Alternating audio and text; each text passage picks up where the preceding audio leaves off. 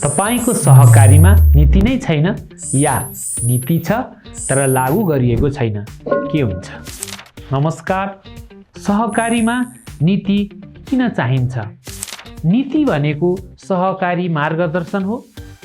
यसले कसरी ऋण लगानी गर्ने, सदस्यहरूको बचत जम्मा फिर्ता कसरी गर्ने, साथै संस्था सञ्चालन कसरी गर्ने भन्ने स्पष्ट दिशा दिन्छ। नीति बिना सहकारी चलाउनु भनेको नियम बिना खेल खेल्नु जस्तै हो, जहाँ कसैले के गर्ने भन्ने निश्चित हुँदैन र अन्ततः जोखिम सिर्जना हुन्छ। नीति नै नभएको अवस्थामा के हुन्छ?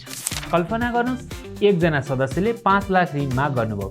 कर्मचारीले मागका आधारमा कुनै प्रक्रिया कागजपत्र बिना नै ऋण प्रवाह गर्नुभयो। यस्तो अवस्थामा ऋण फिर्ता नआउन सक्छ, सदस्यसँग विवाद बढ्न सक्छ र अन्ततः सहकारी घाटामा जान सक्छ।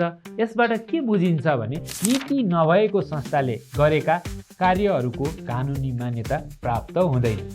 नीति छ तर नीति अनुसार काम भएको छैन। अब अर्को अवस्था हेरौँ।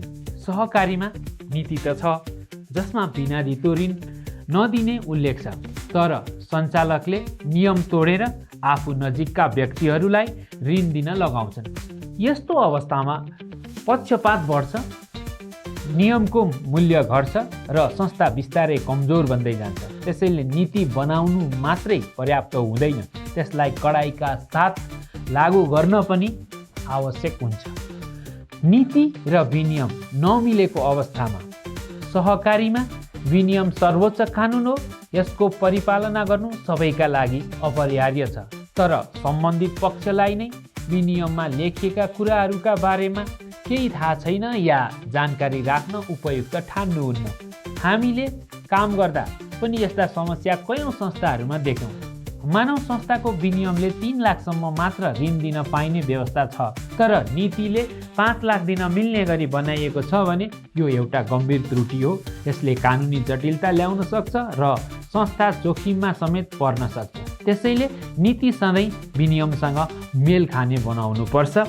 सहकारी सफल बनाउनको लागि नीति अनिवार्य हुन्छ। नीति बनाउनु पर्छ, त्यसलाई व्यवहारमा लागू गर्नुपर्छ र विनियमसँग मिलाएर अघि बढाउनु पर्छ। यी 3 कुरा नभए सहकारी दीर्घकालसम्म टिक्न सक्दैन। तपाईको सहकारीमा नीति कस्तो छ?